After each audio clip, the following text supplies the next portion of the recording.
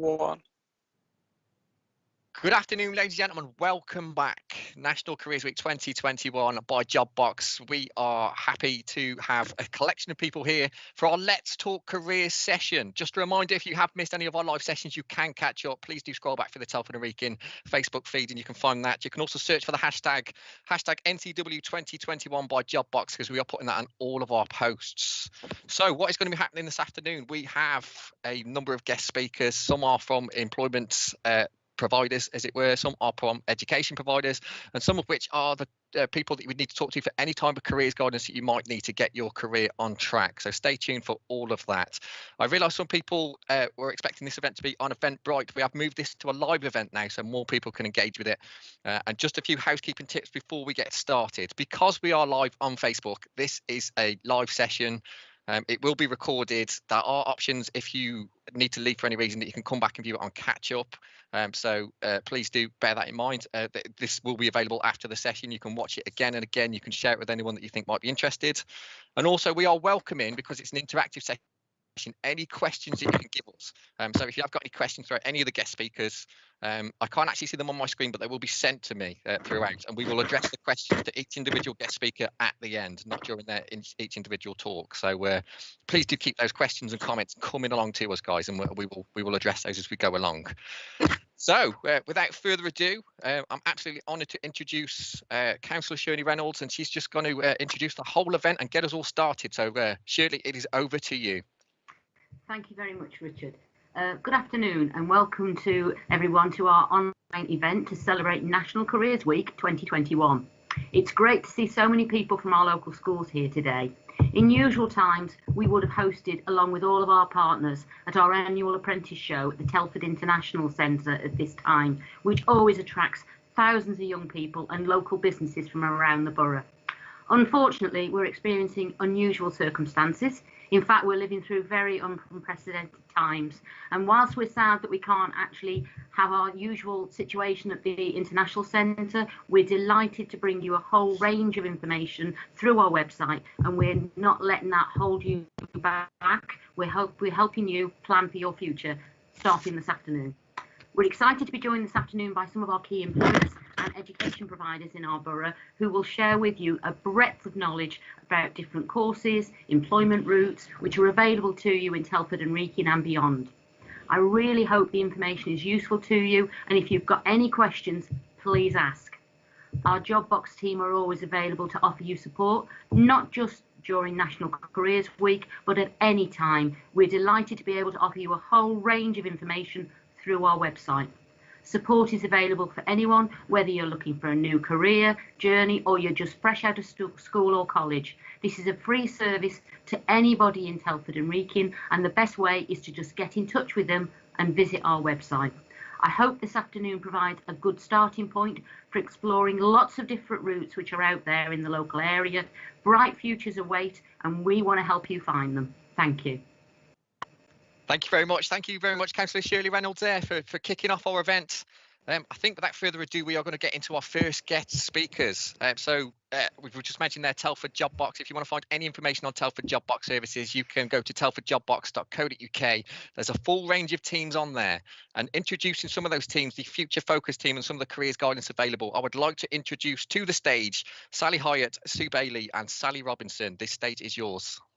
Okay, thank you. Thanks, Rich. So yes, my name is Sally Hyatt and I work as a careers advisor for Future Focus, which is part of the careers team here at Telford and Wrekin Council. This afternoon, I'd like to give you a bit of an overview of what Future Focus is all about. So basically, who we are and what we do. I'm then going to hand you over to my colleague Sue, who's going to talk to you about information and guidance and how that can help with decision making. And finally over to Sally, another Sally in the team, who's going to wrap up our presentation by explaining in more detail exactly what you can expect from your career advisor. So, in a nutshell, what does Future Focus actually do? Well, we work with young people from the age of 13 up to 19 and up to the age of 25 if you have an SEN, that's a special educational need.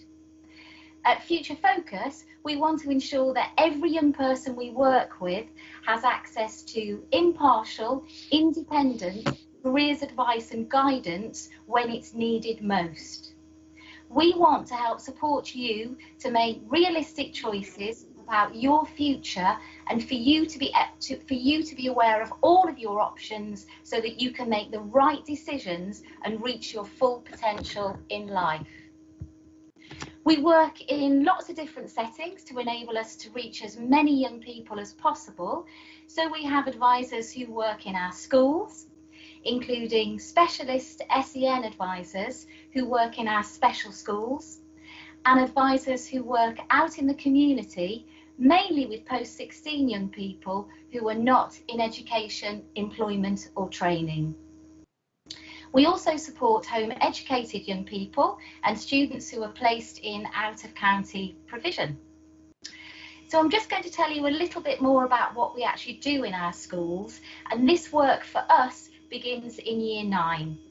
As part of our role in school, we are involved in the Education, Health and Care Plan annual review process, where we begin to collect and record a young person's views on their education and their employment aspirations. We begin to explore all of the options for post-16 and start to set out the arrangements which will hopefully make the students' transition to their next education or training setting as stress-free as possible. This work continues in Year 10, where we support to explore more specific plans, and into Year 11, where we aim to support the child and their family to firm up those plans for their post-16 options. The aim is to make that transition from school to the next setting as smooth as possible, whether that be into a college setting, training provider, or possibly a supported internship or apprenticeship. So that's just a small part of what we do in schools, as we do tend to focus our attention on our Year 11 students who are getting ready to make that huge and sometimes daunting leap into post-16 education or training. We offer all of our Year 11s a personal one-to-one guidance interview where we can discuss options for suitable careers and what a young person needs to do to achieve this. Again, ensuring those decisions are realistic and well informed. So some of those students we see only once, as they have a really clear understanding of what they want to do and how to get there, but others we may see many times, and that's fine because we work with everyone on an individual basis. So some of our advisors are also involved with organising career events in school, and some also facilitate group work which is career related, and Sal will be giving you some more information on how to access our service in schools in her presentation. So just to finish off, I'd like to give you a quick overview on how we support post-16, which mainly involves us working out in the wider community and seeing the young people on our caseload who are aged 16 plus and who are not in education, employment or training. So for those young people, we offer face-to-face appointments at Southwater 1, which is our lovely office in Telford Town Centre, where we will look at all of the available options and support to remove or overcome, if we can, any barriers that you feel are holding you back. We also appreciate that some of our young people need a little more support, particularly in the first instance, and so we'll offer to visit you at home if that will help.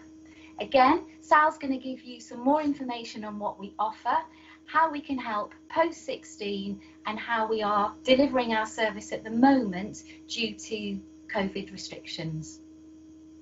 So finally, I'd just like to say that I hope that you can see that here at Future Focus, we're a team who provide a friendly and approachable service that is open to all our young people in Telford. We want to help support you to find that dream job and keep it, or at the very least, help you establish what you need to do in order to get there. So thanks very much for listening to my bit. I'm now going to pass you over to my colleague, Sue. Good afternoon. My name is Sue Bailey. I'm a careers advisor and I'd like to share how career guidance can help you. How can career guidance help you? Career guidance can be one of the best choices you make, especially if you've got someone who can build rapport with you. They can become one of your best allies. Self-awareness is a skill that can be learned at any time in life, but the earlier you can try and understand it, the more it will benefit you in choosing your job family. So what is a job family? A job family is a group of jobs involving similar types of work, requiring comparable training, skills, knowledge and experience. Without career guidance, you may explore different career pathways and become misguided in your early careers journey. This can be impactful on your experience of your value in the world. However, as a consequence, new realizations begin to emerge, and with perseverance, you give yourself permission to make a fresh choice. Let me explain. You may choose areas of study, training or employment which are not best fit for you. Your curriculum vitae or CV may not result in an interview, and you may wonder why. This is nothing to do with your essential worth as a human being or your capacity to be a good student, trainee or employee. It is more an error in the course, training or role that you applied for. It wasn't a natural fit for your knowledge, skills and experience. Similarly, you can apply for vocational routes based on the third-party opinion of what type of career may suit you. You may agree with their view or not. You may choose something else. Your rationale might decide to take a different course of action. Relatives may comment on how you are similar to a member of your family or extended family. However, it's important to remember that you are an individual yourself and you seek your own careers path. It is also important to be mindful and respectful of the helpful insights other people might give you that might have an influence over your decisions. These influences may come from family, friends, educational, social and cultural settings. A session with your careers advisor can help you understand your learning style and therefore choose a route which gives you a better chance of getting good results. Opportunity. In these COVID times, many people speak of reduced opportunities in education, training and in the workplace. It is true that many people who have more skills from being older or who have a higher standard of education may upskill some of the others still on their journey. However, what can you do in this downtime that can really help you? Know where to aim your energy for when lockdown lifts. If you choose a vocational area, you need to be clear on where you are aiming your intention, because everything you do will be vocation driven. Whereas if you're aiming for a bunch of A-levels, you will find that you have more scope for bundling them together into a good argument later when you want to apply for higher education, higher training or a job. One of the hardest things you may find is when you have to make a decision. Some people make it on a whim, others need an app or a session purely on making the decision, and others write lists or pros and cons or talk to endless people who again cannot decide for them, because you are the only person that can decide what's specific for you, because you know yourself the best. Decisions need to be made at every stage and age of your life. Post-16 options, college, training providers, apprenticeship, employment, plus hobby choices for a better work-life balance. Friendship groups and relationships for connection with others. Careers guidance can help you be clear on what you require to make a decision and how to judge what is right for you. That way, you are more confident in your choices and more clear-headed in your conversations. If you're clearer about your goal, you can weigh up the pros and cons of multiple offers. An example of this is having a first choice and a backup plan for your post-16 or post-18 options. Then it might be worth considering the wider curriculum available. Do they offer any creative skills like public speaking or being creative, or hobby or peer-related groups that can extend your social life? And transferable skills are made up of many aspects of your life, not just the learning or earning hours. And then there's the step of transition, where you're finally ready to make your move. You grasp it in both hands and you go towards your next step. But then you're thinking, well, what do I need once I get there? How do I get there? You know, what's the expectations of me once I get there? And you start going on another creative journey to prepare for your first day. Be brave and take a step forward into the life that is yours to direct. I shall now pass you over to Sally. She will explain how a session with a careers advisor works and what to expect. Okay, thank you, Sue. Okay, welcome to the final section of the Future Focus presentation. And in this part, we'll be exploring a little more about what you might come to expect from seeing a careers advisor and having an interview with them. And whether you're operating in school or a college or within the Telford community, our service is delivering the same professional service to all. So while offering a confidential and service to young people, we offer information, advice and guidance on careers and future with reliable, up-to-date information to pass on to you. Sorry, my phone's just gone. As our service is confidential, we respect all our clients individually, and we can promote access for all and offer inclusive and an equal service to all, addressing individual needs and enabling access, overcoming barriers to ensure progression. In most cases, we offer one-to-one discussion, explore your ideas based on your past experiences of school, your further education experiences, any work experience you've had, but by understanding what qualifications you have to support these next steps, we can make appropriate and realistic applications. We'd like to get to know you better, and we'll talk to you about all kinds of things which affect your choices, such as your qualifications, your hobbies and interests, your likes and dislikes, your favourite subjects, the ones that you liked and the ones that you hated.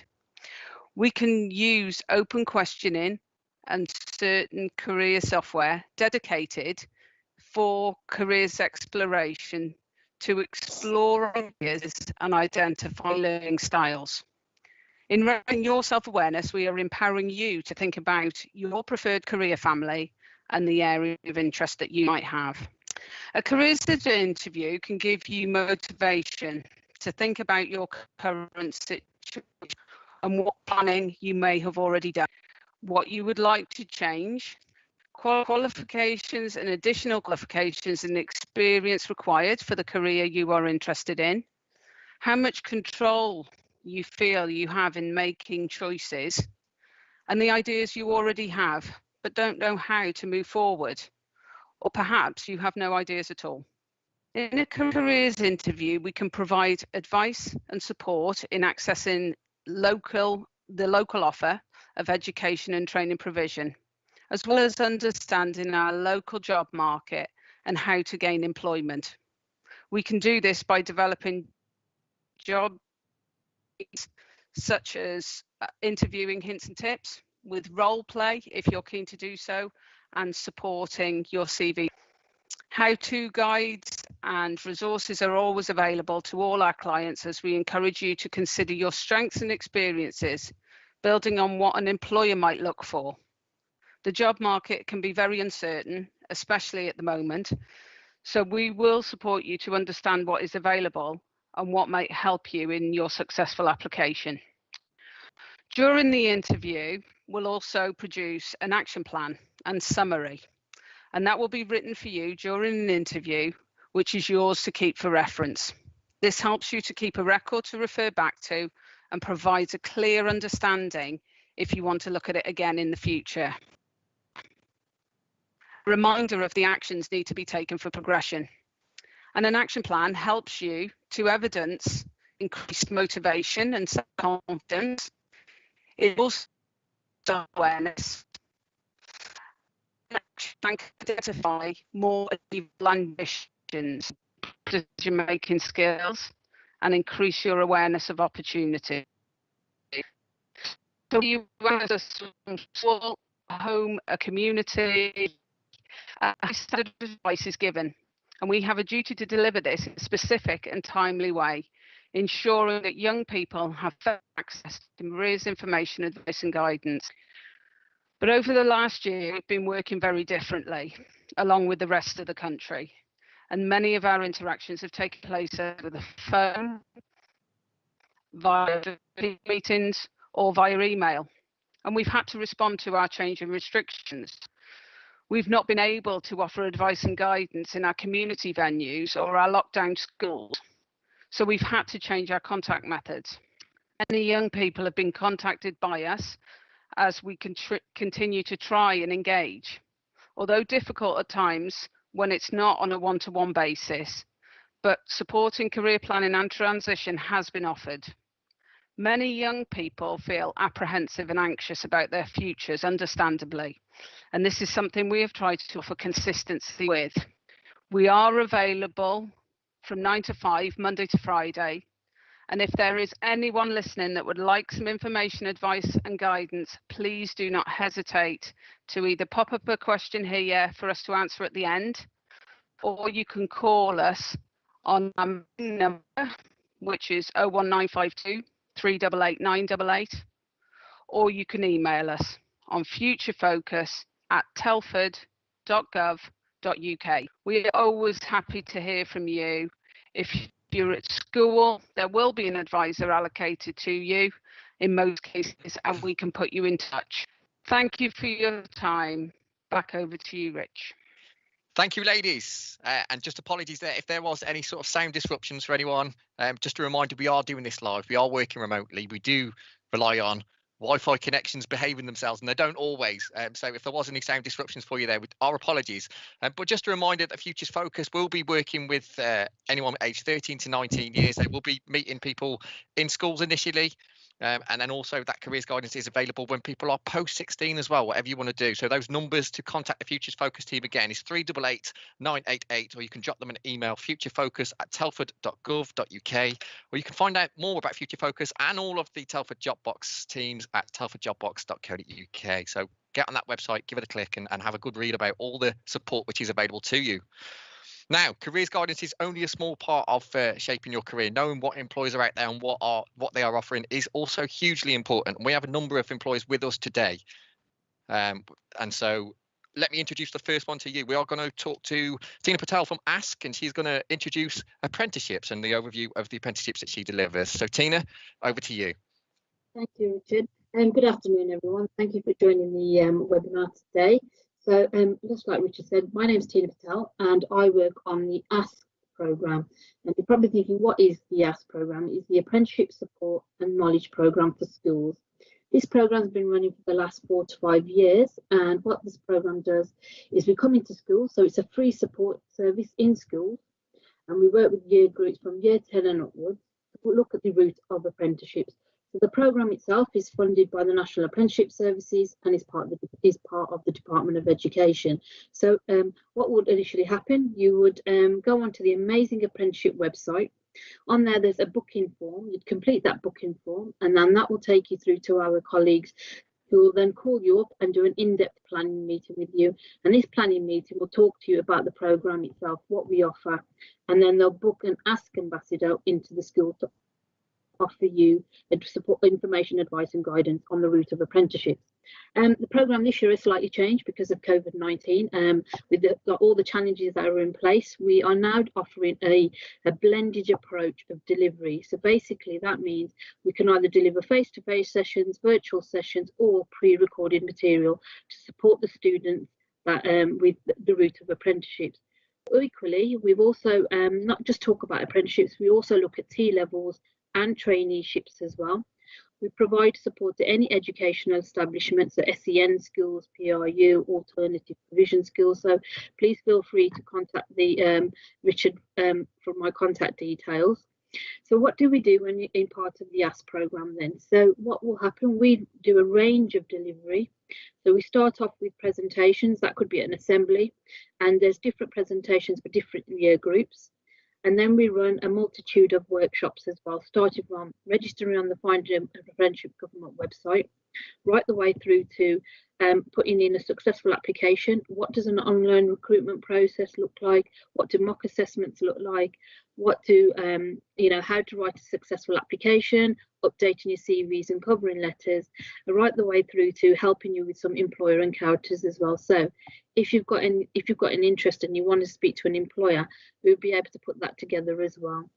The other things we do as well, we support teacher upskilling sessions. So teachers are advising young people in schools to do upskilling sessions around apprenticeships, traineeships, and again T-levels. So they're better to provide advice to the young people that they're actually advising. And then we talk to parents as well. So we do parents events, parents workshops, and careers evenings as well. Again, it is about removing some of those myths around apprenticeships, because apprenticeships are always seen as a negative pathway to take. There's all this negativeness around that they only do trades and construction. It's a cheap labour. There's no progression from an apprenticeship. So we debunk some of those myths as well, because apprenticeships are a good pathway to take. If you haven't considered an apprenticeship pathway as a start before you book an EAS programme in, go on to Amazing Apprenticeships. It's a really great website. It's updated quite regularly, and it's got a section for students, a section for parents, and a section for teachers. And have a look at the opportunities that are available. There's a downloaded A to Z list of apprenticeships and what you can do them in. It is a real eye-opener to see the different pathways that apprenticeships can offer. And I know at the moment you might be asking, well, are there apprenticeships around because of the COVID and because of the situation? And the answer is yes. We have seen an increase in vacancies. Again, some sectors no, for example, hospitality, but there are still vacancies around. The list gets updated every day. And when you go on there, if you want to find more details about apprenticeship vacancies, go on the government site and just type in "find an apprenticeship" in Google. That's a live database of vacancies.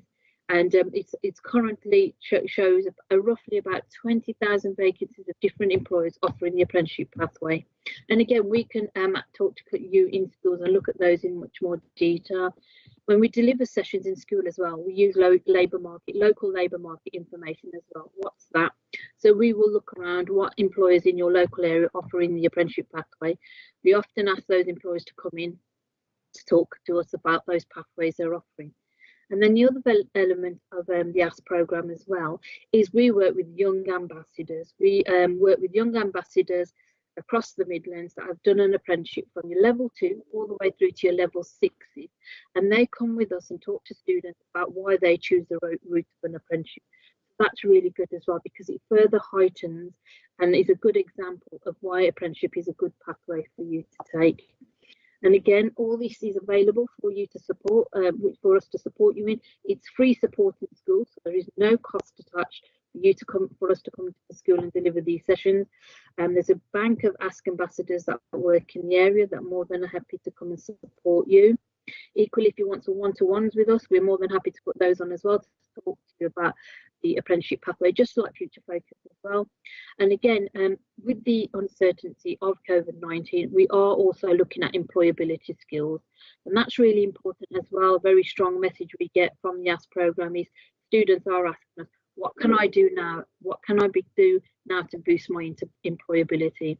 So we'd run a series of employability workshops from drawing out strengths, building on self-esteem, developing confidence, right the way through to helping a student look at applications and vacancies that they're interested in. And again, parents have found these apprenticeship workshops really useful as well, because they want to encourage their sons and daughters and support them in these uncertain times. And equally, the teachers have found the sessions useful again. So please ask Richard for my contact details. Alternatively, or if you go onto amazingapprenticeship.com, request for support page, type in there, fill that out in, and you'll get sent down to the partners, and then we will contact you so we can book you support in through the ASK program. It is a free program in the schools. Take it up. It's impartial. It doesn't just look at the route of apprenticeships. It looks at T-levels. It looks at traineeships, but it's there to support you with a pathway that's suitable for you. It's like Sue said earlier, you need to have a plan A and a plan B. So what is that plan A and plan B? So that's it from me. If you have any questions, please feel free to put them in the chat and I'll address those at the end of the session. Thank you, everybody. Thank you, Tina. So a superb roundup there of the ASK support there you should get for apprenticeships. And it's important to note, actually, that that wasn't just for young people, that support. That's also for teachers and practitioners which are working with young people who might want to know how to advise young people to ask them about apprenticeships. Is that fair to say, Tina? It's definitely fair to say it's not just the young people we support on this programme, career leaders, teachers, heads of years.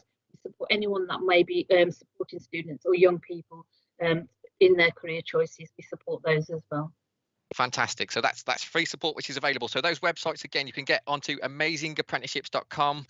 Also the government website, if you want to search for apprenticeships, is Find an Apprenticeship. You can punch that into your search engines, and there are around about 20,000 apprenticeships are currently available right now, and that is in the times that we're in as well. So apprenticeships are a real option there for people looking for work. Fantastic. Thank you, Tina. Right, on to my next guest. We are flying through this. So I would like to introduce. The name has gone off the screen. Emily Weaving, how are you doing?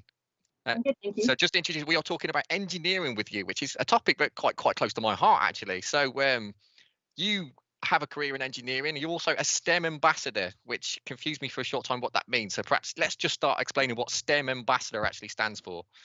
Yeah, of course. So I'm a STEM ambassador. STEM stands for Science, Technology, Engineering and Maths. So it's basically anything career-wise related to that at all. That's going in my next Zoom quiz for sure. Absolutely. So engineering, what made you want to go into engineering when you were thinking what career that you wanted? So my career was basically inspired by quite a few things, really. So I was brought up with motorcycles being a huge part of my life. Respect. Yeah. So my granddad is named Bill Doran, and he raced in the motorcycle Grand Prix in the 1940s and 50s. And I was basically brought up with a family of petrol heads and motorcyclists. So I've always been around bikes. I spent hours as a child helping my dad. I already like this conversation, Emily. I'm not going to lie. So no, do continue. So you're around motorcycles and engines all the time. Yeah, basically. And I spent hours as a child helping my dad out in the garage, well, probably hindering him, but with his woodwork creations. So I've always been quite hands-on. And my primary school, I went to Old Hall School in Wellington, and it had an incredible design and technology department with some absolutely fantastic teachers.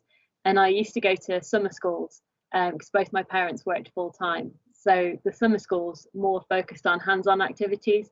So we used to have like projects that would run for a week. So we'd be building boats to race across lakes and all sorts. It was just brilliant.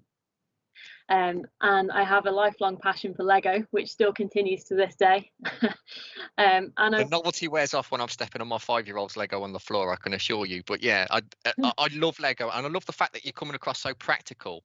And that kind of took your interest into engineering. How did you make the jump across into turning that into work? Yeah, so I did maths, further maths and physics at A-level, simply because I really enjoy those subjects. I really enjoy my maths. So that was my A-level choices. And then I went straight into full-time work at a Ducati dealer as a motorcycle mechanic. So I just started as a trainee. I'd work on weekends while I was doing my A-levels, and then I went full-time when I finished my A-levels. And then over the course of a period of 5 years, I worked as a motorcycle mechanic for a couple of different dealerships. And I also worked in the British Superbike Championship as a race technician for 4 seasons. So that was great. That was something that I wanted to do since I was a kid. So that was such a good tick off the bucket list. But I wanted to further my career and my education. So I decided to join JCB on their higher apprenticeship scheme as a mechanical engineer. So this is a 3-year programme which saw me complete a foundation degree, an MVQ level 4, and a bachelor's degree in mechanical engineering on day release, alongside gaining experience working as an engineer. And then once I graduated, which was July 2019, I was offered a full-time position in the engine development team where I'd been placed throughout my apprenticeship. So you've seen it all, really. You've started out with motorcycles. Mm. Do you ride a motorcycle? I need to know. Yeah, I do. Yeah. Right. Have you got more than one? I have two in the garage at the moment. There we go. There's always more. So I have a biker heritage. We digress. So you started out with the smaller engines, then you moved on to the JCB, which are huge engines. Yeah. You worked for JCB, which obviously invested in you in your career. They gave you qualifications along the way. What does a typical day of an engineer look like? Is there a typical day? Well, that's the beauty of it. There isn't really a typical day. So for me, my main responsibility at the moment is running engine testing. So I develop and validate prototype engines before they're put into the JCB machines that you see on the side of the roads, building houses and fields. So I plan, prepare, and I deliver a range of engine tests, which can be something like a short 3-hour destructive test, which is always fun to run those. Or it might be a long-term endurance run, which can be up to 3 months worth of testing, where the engine will be running 24 hours a day for that period, just to see if we have any part failures or anything like that. So each day is really different for me, but I spend most of my days analysing the data that's collected from my engines, and I write a lot of technical reports detailing my findings and recommendations from my testing. So have you had scope to make changes? Is there an engine that you've kind of pioneered? I wouldn't say that far. JCB is a pretty big organisation, I guess. It is. I've been pretty involved in some problem resolution that we've done. So we had an issue, and I was sort of spearheaded discovering what this issue was and delivering a solution really to sort it out. So in terms of engineering now, where do you foresee your career going? What would you like to do next? Is there anything to tick off on the bucket list? That is a good question. So my childhood dream has always been to be Valentino Rossi's crew chief in MotoGP. So that's something that I think we've got a piece of paper of me writing that down when I was about 8 years old, and that's something. Wow. I think I will miss the boat in terms of Valentino Rossi. I think he will retire before I get there. But as a overarching, you might do veterans. There's still time. Yeah. But as kind of an overarching goal, I would love to get into MotoGP. That would be amazing. Wow. Okay. Well, I mean, you've had experience with race teams. What advice would you give to someone now if they were considering engineering as a choice for them? So I honestly think that the apprenticeship route is the way forward for engineering. For me, it was absolutely brilliant. I got involved in so many different projects, but particularly JCB, they run a really good apprenticeship scheme, so you get a lot of opportunities, but you're really well supported in what you're doing. So you're supported in your learning your job and how to be an engineer, but you're also really well supported in your studies. So if there was a particular module that I couldn't get my head around, and I just spoke to one of the old guys at JCB, and he just sat down with me and we went through everything. So you have that huge bonus of being able to learn at the same time, basically learn on the job, which is brilliant. You know what I love about that kind of brings everything together that we've just said. So from getting the careers guidance of what you can do with that core interest that you've got. So for you were always around engines and engineering, and having the advice of the routes to go down, and apprenticeships. We've talked a lot about apprenticeships being a fantastic route for people. Yeah. You know, it's not all about academic bookwork, is it? You know, you can get out there with an employer with an apprenticeship scheme, and they will support you through your qualifications, and you're learning off people that know the trade inside and out. Yeah, that's it. And that's the path that you've gone down. So you are a success story for anyone watching now, that path works. And I suppose that really, if anyone's watching out there in that situation where they're thinking, right, I'm interested in this and I don't know what to do with it, you're a role model to them right now. So huge credit to that. And people are nodding around. So it's not just me thinking that, everyone's nodding now. So I think for me, the things I didn't realise about doing an apprenticeship was everything else that comes with it. So things like being a STEM ambassador. So JCB are really keen on people, particularly through the apprenticeship schemes, to spend some time volunteering as a STEM ambassador.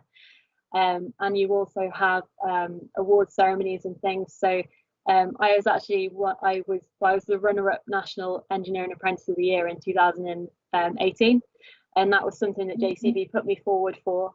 And as part of that, I had to go through really all sorts of interviews and presentations and things, which was such a good experience. And I also have my professional registration with the Institute of Mechanical Engineers, and that's again something that comes as part of the scheme. Fantastic. Fantastic. So you are living the engineering dream right now. Yeah, you could say so. Yeah, Emily, it's been absolutely fascinating talking to you. Just from a purely selfish question, what bike have you got? So I've got a Yamaha FZR 400. Oh, it's a cool bike as well. This couldn't get any cooler. Wow. Okay, Emily Weaver, thank you very much for not only teaching me what a STEM ambassador is, but also talking about your journey in engineering apprenticeships. I think that's been a really valuable conversation for us all, really. So yeah, thank you very much. Without further ado, we're going to move on straight to our next guest speaker. So Armed Forces, we've had a member of the Armed Forces on this week during our live sessions. We now have another one talking about careers with the Army. So Lance Corporal Vody, if you would just, over to you. Thank you very much. Cheers, thank you. Hi everyone. Yeah, this is just going to be a quick discussion about basically my journey through the Army. I'm just going to share my screen so I can see a presentation for you. Can you guys see this? Are you getting that? Yep, I can see that. I can see that. All right, great. So as I said, I'm Lance Corporal Vody, and then this is just my journey into the Army, and if anyone's interested, I'll come further on to that. So again, when I finished school, I was deciding what I wanted to do with my life, and to be fair, I always knew I wanted to join the Army, but it was just a case of which path I'm going to go. So as you can see here, there's two ways you can join the military. You can either be a soldier or you can be an officer. There's people out there who like to lead, or there's people out there who like to do. And then for myself, I'm a doer, so I chose a soldier route. So it all depends on your academics. So whatever qualifications you get through your school, as you can see there, some roles require no qualifications, and such as, I'll give you a couple of examples, an infantry, a paratrooper, a guardsman, a tank crewman, even Royal Artillery, a gunner. So you don't just have to have qualifications, and then if you have got qualifications, for example, if you wanted to be an officer, your A levels and so on. So all depending on your qualifications. For myself, I got 4 to 5, so a lot of opportunities are open to myself. But I chose combat, and as I said, I didn't need any qualifications for it. But I chose combat because it was something I always wanted to do. As growing up, making little fires and dens and constantly playing out as a child.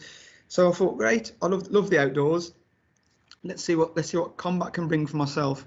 But you haven't just got combat, like I said.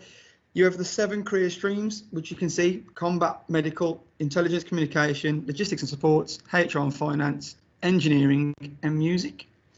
So we have 7 career streams in the military, which opens up to 76 trades / jobs in the military. And I'll give you some examples now for that. So medical, let's just say you decided you wanted to go down the medical route. You haven't just got your normal medical, your nurse, or maybe even dentists. You can even become a veterinary officer, so you can deal with animals. You can be a radiographer, pharmacy technician, combat medical technician, a doctor. So there's plenty of jobs in the military throughout the 7 career streams. And as I said, I decided to choose combat.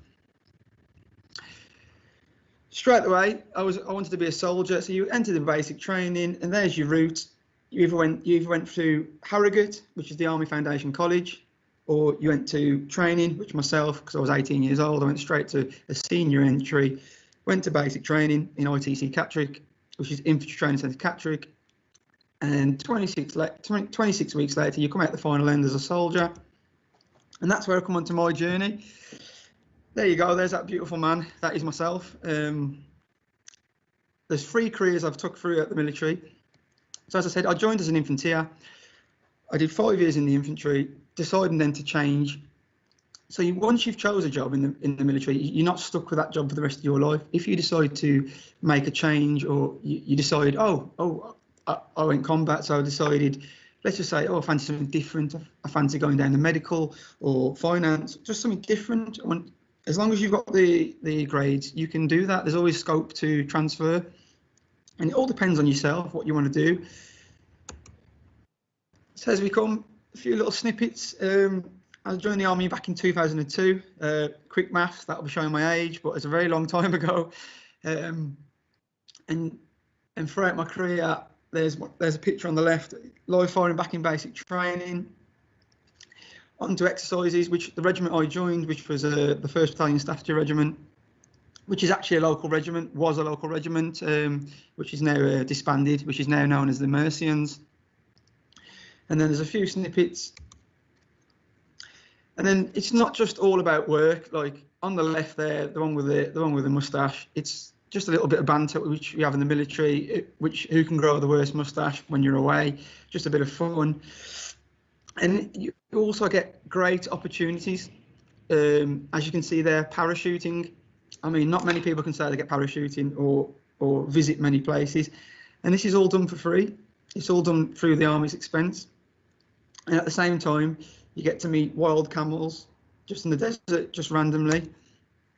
And the events training which comes across, I've done from myself. I've done parachuting, I've done sailing, I've done whitewater rafting, I've done banana boating, but not just.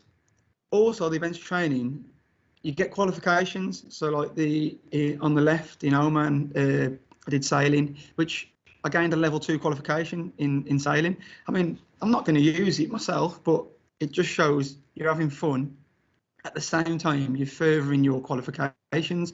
I mean, one day you might have not been interested in sailing, like myself. I was not interested in sailing. I did a 4 day sailing. I come out thinking, right, let's go to the Olympics. I loved it. So it's not all that bad. At the same time, you get to opportunities for representing. So I was a good runner. I've represented the RLC in cross country, also in boxing. So I've challenged myself, and it's personal pride, which is these opportunities I would never have took if it wasn't for the Army. The Army's always encouraging you to jump into sports, and if you're really good at a sport, you can become something what they call a tracksuit soldier. Is where if you're brilliant at that sport, for example football, you'll spend more time playing football, representing the Army, representing your regiment, and you're getting paid to do that. So technically, you become a professional football player, if you catch my drift there. But the Army is also big on competitions and being competitive. And it's just, as they say, like when I was young, what did I want to do? I didn't want to be stuck indoors. In no disrespect to anybody who works in a factory or anything, but it wasn't me. And you have to find out what suits you. Like I said, like in the military, you can be stuck in an office if you want. You can be HR and finance, or if you want to go and be a dental nurse and work in a surgery. It all depends on your choice. But again, there's 76 trades out there in the military, and this is just a quick snippet now of how to join if you're really interested. As you can see, there's the 5 stages, which is applying online, the medical review, your career discussion, your assessment centre, and then on to basic training. But online, you can look at all information for any job. So anything you're interested in, bricklaying, if you're into mechanics, remit, everything is all online. Due to the circumstances at the moment, being COVID, everything has gone to online, and there's more information out there now than there has ever been. So here we come to, what do I get out of the army? And this is just what I personally get, but you get great pay, you get to see the world. I've been to many countries, from Canada to Oman to Gibraltar, and I even made an advert for the British Army back in 2005, that was in Chile.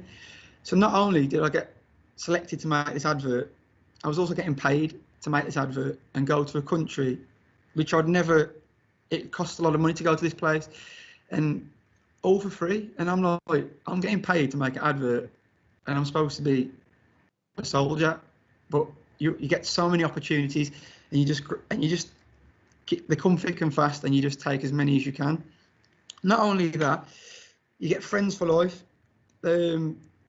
16 years been in the military now, and as you leave school, you think you can be friends for life with these people, but you actually hardly see each other. Where in the military, it's open. Everywhere I go, I could go anywhere in the world, and I'll always bump into someone from the military, and it's crazy how you can make friends for life. And like I mentioned, the events training. Not only is it free, you get civilian qualifications, either that be mountaineering, kayaking, mountain biking, and you're having fun while you're doing it, and you don't realise you're getting a qualification. So the more you do, the better it is for you. Not only is the sports massive, but your pension, at the end of the day, it's when you first join the army, you don't think about your pension, you're a young lad. But I'm getting on now, so I'm thinking about a pension, and it's 100% non-contributory. So at the end of my 22 years or 20 years, I'm going to be leaving with a nice payout and a pension for the rest of my life, and I'll be 42 years old. And there's not many people who can say they'll be 42 years old getting a good pension out of their job, because you have to be 67 or vice versa, or a lot of people are a lot older than 42, put it that way. But yeah, and that's basically a little snippet of my life in the army. That I could get into detail about a lot more, like I say, 16 years, but it's only a little time slot we've got here. And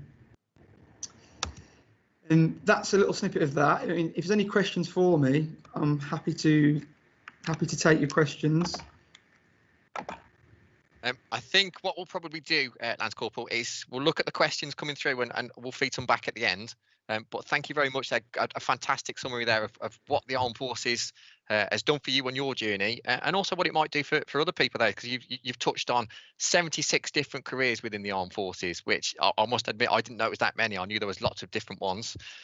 Opportunities to go and do lots of different sports and practical activities and get qualifications. So for anyone that thinks that might be for them, certainly look into this. Have a look at Army Careers. Is that still the website to use? So yeah, you apply Army jobs. Just Google Army jobs, and it'll come up. And again, like there's seven career streams with 76 trades, which people don't know. And some of the jobs you'd be surprised it's in the military. Because most people just tend to think military is just your standard rifles and stuff and tanks. But there's a lot, and you're getting paid good money to do these jobs and get your qualifications. And as I said, you can enter one job, do 10 years in one job, and then all of a sudden you decide, actually I won't mind doing this, and then you can transfer. And there's not many jobs out there where you can just transfer to a different side of that job, if that makes sense. And move around. And also, I know they've got the train to stay, train to go policy. So even if you are thinking perhaps of a career beyond the Armed Forces or a completely different sector, the department you're in will put you through that level of training. So yeah, and I think that's fairly unique, really. And you haven't just got to be UK mainland. We're all over the world, and if you want to see a bit of the world and even have a bit of stay in Cyprus, for example, who doesn't want to go to Cyprus for a couple of years and live? I mean, the sun's there. I'd like the opportunity to go anywhere right now. I'm not going to lie. Oh yeah.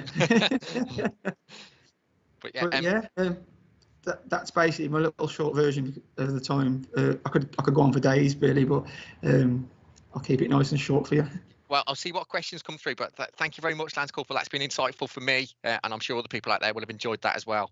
So yeah, just an introduction to Army Careers there. So we're We are flying through this event, ladies and gentlemen. We have one more guest to come on.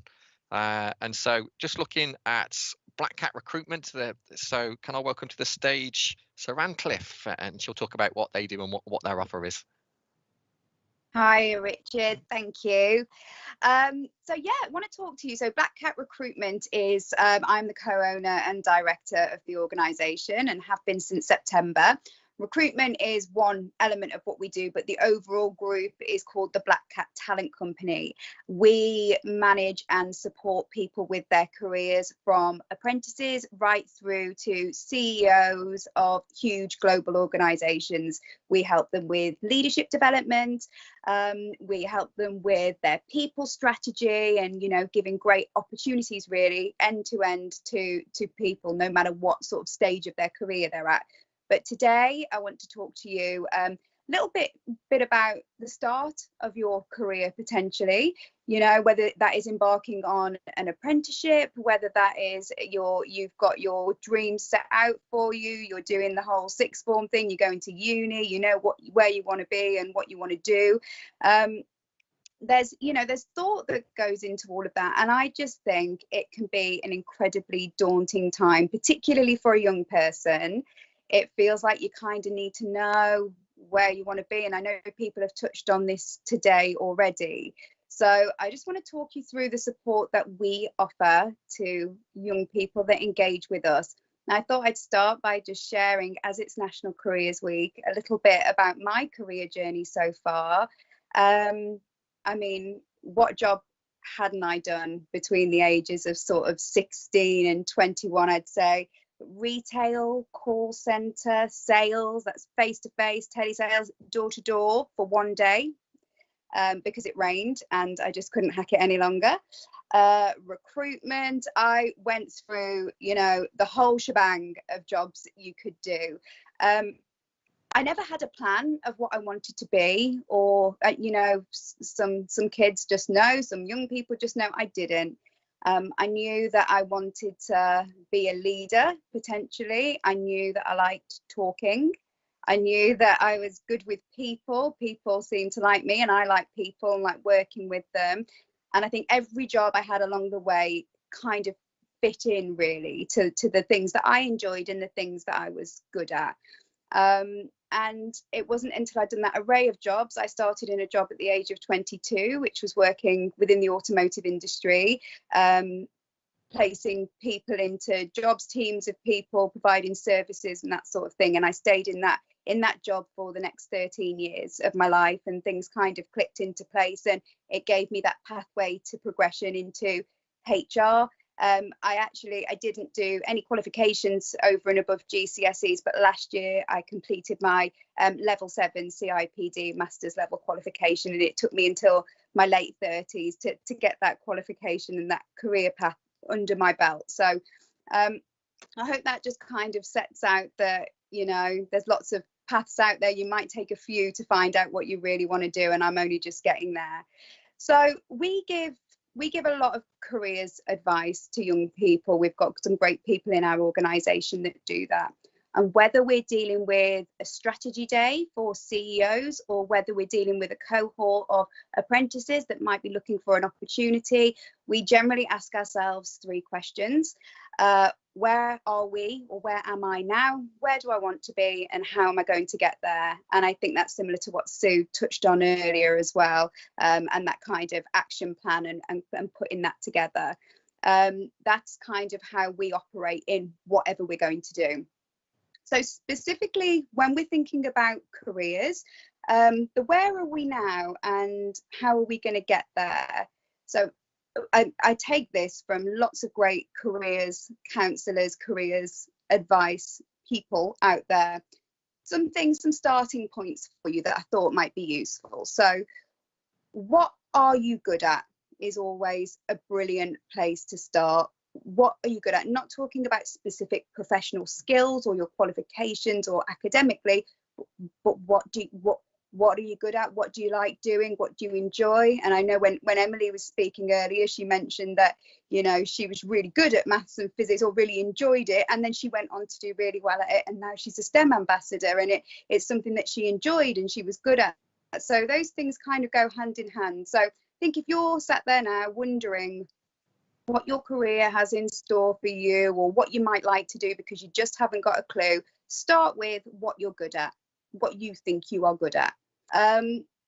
The next thing I think is always interesting to think about is what other people think you're good at, what other people think of your skills. And that could come from reaching out and asking people around you, teachers, friends, maybe group leaders, things that you attend. Don't be afraid to say, you know, I'm on this journey trying to figure out what I might want to do, where I might want to be. What do you think I'm good at?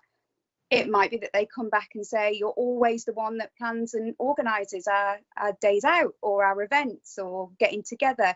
You might be the person I always come to because I need to talk about something, or I've got a problem that needs fixing. You might be a problem solver, you might be a great planner, you might be a great organiser. So once you start thinking about what you're really good at, what you think you're good at, and you get some feedback about what others think you're good at, you're starting to build a real list there of your skills and abilities, which, number one, is great for your CV, of course. But number two, when you start looking at those things, you can actually figure out what you might be good at. There's loads of tools out there on Google.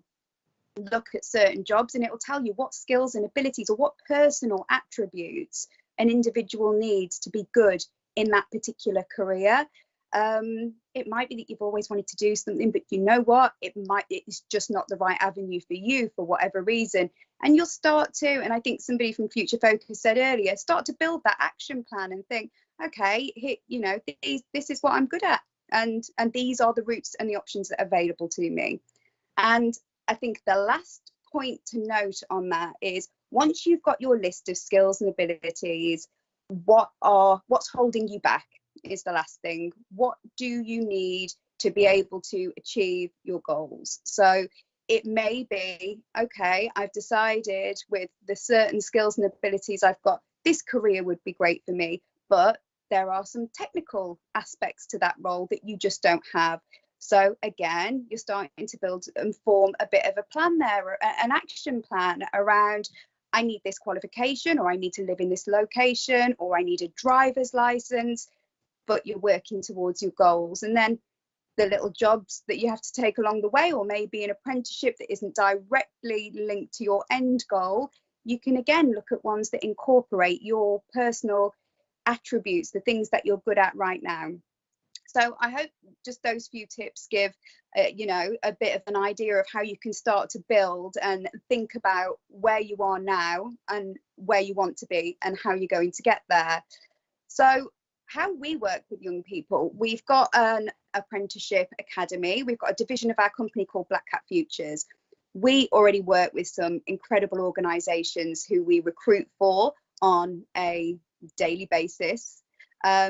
As well as recruiting for them, we deal with some HR support. So we do their leadership development. We look at how they resource and recruit and attract fantastic people to their organisation. We look at how they work with their employees and how they engage their employees. So we already work with great companies. When myself and my business partner Ian joined together in September of last year, one of our biggest passions is ensuring that young people have incredible opportunities in the UK. So we constantly look at the skills shortages to see where we can encourage young learners to move into careers that the UK really needs, not just for the economy, but for the individuals. You know, these particular positions, there's a wealth of them available, so you know you're going to get some great opportunities. Pay is going to be good because again, these skill shortages are in these people are in short supply, and quite often, you know, it's digital is one at the moment, tech, electrical engineering, mechanical engineering, welders. These are careers that you can have anywhere around the world, so there's a real international opportunity there as well. When you engage with us, there's an area on our website, a careers page. We may have some apprenticeship opportunities up there at that time when you look, But if not, there's an opportunity to send your CV in to us. Once you do that, somebody from our futures team will get in touch with you and they'll send you 5 questions which they will ask you to answer by video. You may be uncomfortable to do that, so you can get in touch with us and we can guide you through that. And once we have that, we have a really clear understanding of your aspirations, where you want to go, what you want to do, what apprenticeship potentially might be of interest to you, or job, dependent on your age. Then we can start to look at our group of employers and try and link you with somebody in your local area that can offer you a great career opportunity, or potentially a traineeship or a job if there's something that kind of works at that time for both areas. The thing that I wanted to mention about opportunities are, you know, there have been so many things said today about great places to look: Telford Job Box, Future Focus, various different recruitment aspects for careers, the army, etc. You can always get yourself out there as well through LinkedIn. Is something I wanted to mention. So it's if you don't know of it, it's kind of a social media platform for professionals. You can put yourself a great page together to show what your skills are, and you can start to get in touch with your dream employers through there and say, look, these are my skills, what apprenticeships do you have on offer? I'm really keen, I'm really eager, this is where I want to be, can you help me to get there? So put yourself out there if you feel able. Employers will start to take notice of you. Have a great CV. There's so much advice online, and really just put yourself, you know, above and beyond. You can absolutely do it. There's loads of great opportunities to be gained. The skill shortage thing is something I would urge everybody to look at, particularly if you're doing the whole attributes thing and you're looking at what your skills are, what you're really good at. Have a look at what you're good at and perhaps what the UK really, really needs at the moment, because you may find there are loads of additional incentives and benefits to following that path if it's the right one for you. We are there. You can contact me through LinkedIn if you set your page up, or you can get our details from the Black Cat website if you need any support or guidance or advice. And if you want to do a video for us so we can start to link you if you're looking for an apprenticeship or job opportunity with a great employer, then that's absolutely what we will try to do as well. And Richard, I think that's about everything from me. No, thank you very much, Saran. That's very comprehensive there. So that is Saran from Black Cat Recruitment. We have a lot of questions there, so I'll move on to the question and answer session. And I'm just going to give you an insight, guys. My 5-year-old has just arrived in the house, so I'm hoping he doesn't come and Jackie Chan kick me in the back of the head while I'm reading these out. It's not impossible. This is what happens when we work from home. So let me open the page now. So I will apologise because there's 3 different screens that I have to look at on this. So a question for you, Lance Corporal. Do you get many females joining the army?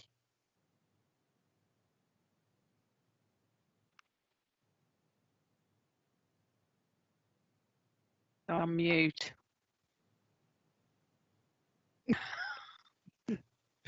It's the classic teams, isn't it? It's the classic teams. I'm not used to this stuff. We do get quite a few. We'd like more, but I think, like, from the series, you know, if anyone's seen Our Girl, that famous military program was on BBC One, we seem to get a lot more females join now. We'll try and join, but yeah, they're allowed to do any job, every job, and that's including combat. So yeah, we get a fair few.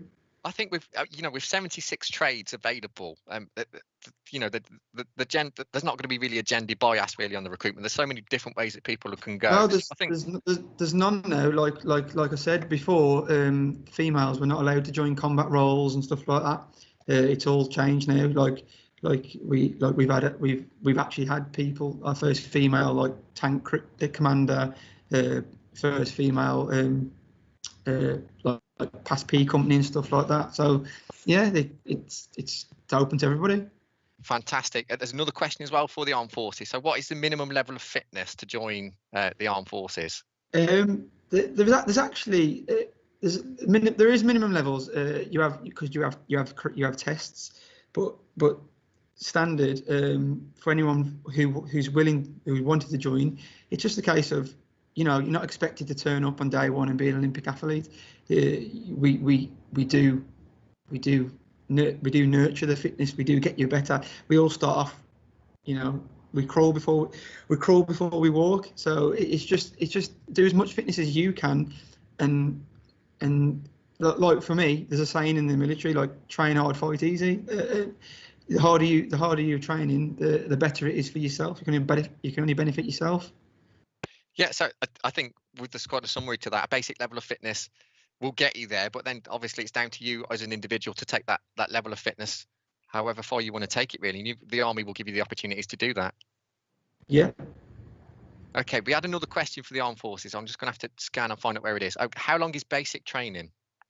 Basic training is 14 weeks. So you have your phase 1 and then your phase 2. So for example, if I give infantry combat, you have your first 14 weeks, which everybody does standard, because it doesn't matter if you're a chef or you're a dental nurse. We're all soldiers first. So the 14 weeks is all the same. Everybody does the same training. So then you've all got the same knowledge, how to use the rifle, how to iron your kit, for example. And then whatever you trade you're going into, for an infantry, that's when you then jump onto a 12-week course, which is all to do with weapons and tactics and stuff like that. If you're going to be a veterinary nurse, it'd be onto your veterinary side, which I don't know how long, off the top of my head, how long that course is, but we all do the same 14-week basic training. Right, so the same 14 weeks for everyone, and then you go down your trade route then. So I hope that answers the question, whoever put that in. Thank you very much for putting that in. Right, next one, question for Future Focus. So I think this is for Future Focus. I'm taking my options at school and I want to know, do I need an EBAC qualification to get into university? Who wants to take one? I'll take it if you want. Not necessarily. Some universities do recognise a not what the E stands for, European maybe. But no, some universities will acknowledge it as a qualification, but it's not a necessity. Okay, there's another question about universities, which probably could be answered by a couple of you actually. Can an apprenticeship lead to university if you choose to go at a later date? Yes, sorry, I'll answer that. Sorry. I think that might be one for our Ask Advisor. Yes, so you can do an apprenticeship that can lead you on to university. There's the degree apprenticeship pathways, which are from level 4 upwards.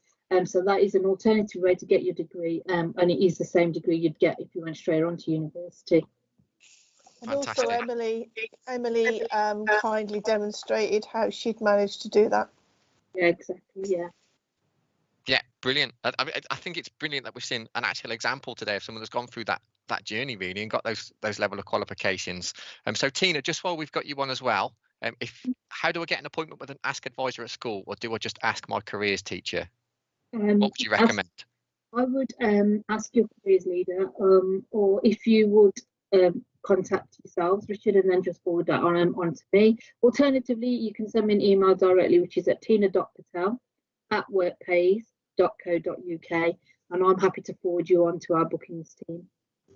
Right, fantastic. So yeah, talk to your careers advisor. There's another question which has come in saying, how do I know what kind of study is best for me? So that could be answered by Future Focus, but perhaps some points from what I know from Telford Job Box. There's so many different choices of what study is out there, and I suppose it is really just finding out what is out there really, and maybe perhaps guys at Future Focus, you can back me up. Knowing the choices that are available to you will help you make that decision.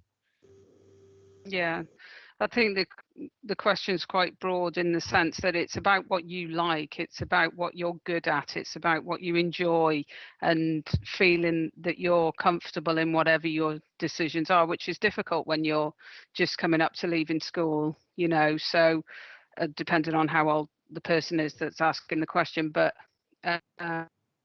you know, about sort of figuring out what you're about, what you enjoy, what you like, and by having a discussion with different advisors, different teachers, parents, friends, you know, you start to understand what it is you enjoy and what you like, and what you prefer. And so hopefully then career areas come up and subject areas, and whether you're going to study an academic route or an apprenticeship route, you know, those things start to become a bit clearer for you, hopefully. So I think that the message we can give is talk to your careers advisor, talk to your future focus advisor, which you'll see in school.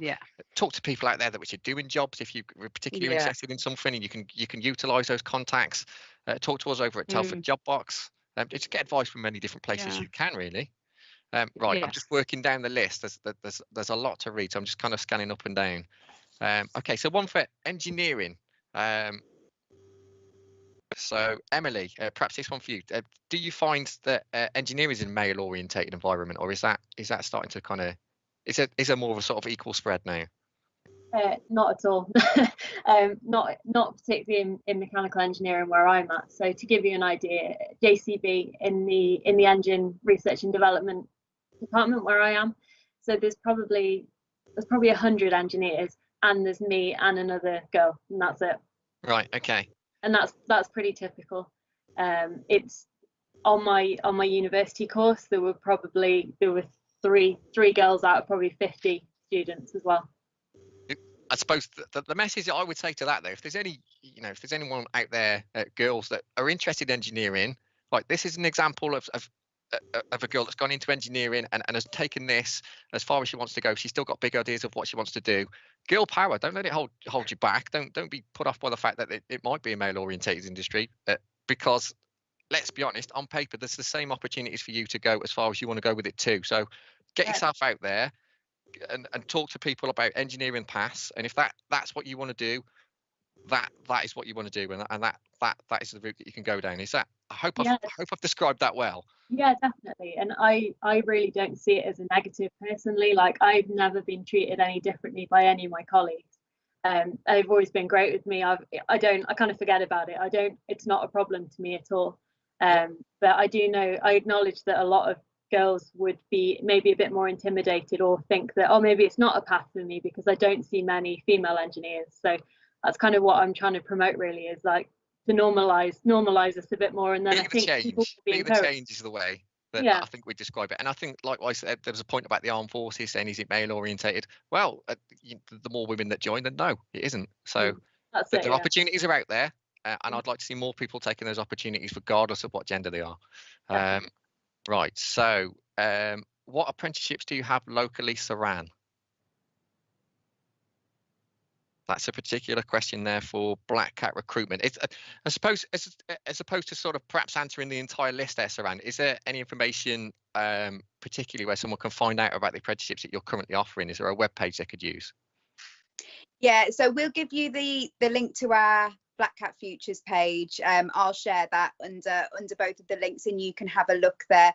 But the really important thing for us is, you get in touch with us and tell us what you want to do, because then we will make the link with employers in the area and really try and link you to the right path for you. We've had lots of apprentices that have applied for things just because they want to be on an apprenticeship, but it doesn't lead to a long-standing career for them. So the emphasis is for us is to come through to us, talk to us, tell us what you want to do, and we'll be really honest with you about if we've got an employer within our portfolio that could help you.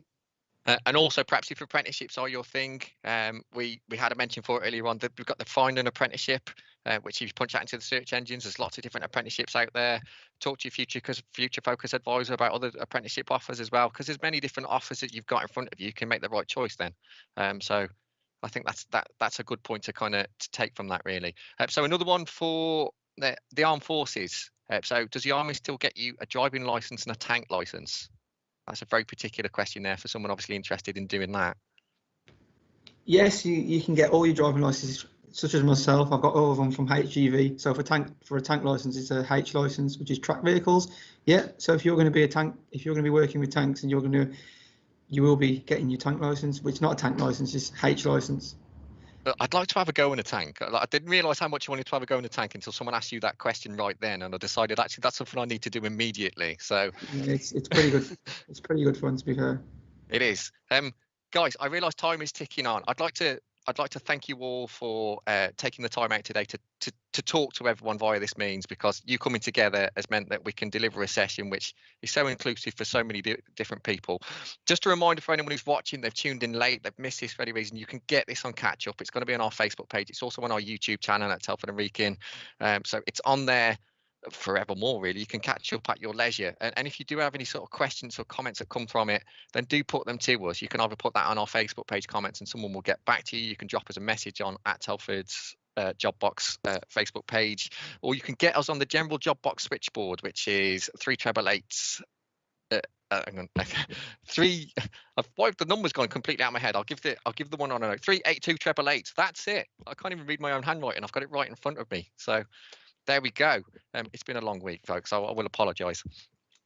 So yeah, guys, I'll wrap up. I am back on tomorrow morning. I'm doing a live session about higher education and access courses. I have Telford College on with me. I have University of Wolverhampton on with me. And I also have Learn Telford talking about their offer. So if that is for you, tune in tomorrow at 10 o'clock tomorrow morning. Otherwise, please do share this with as many people as you think it would interest.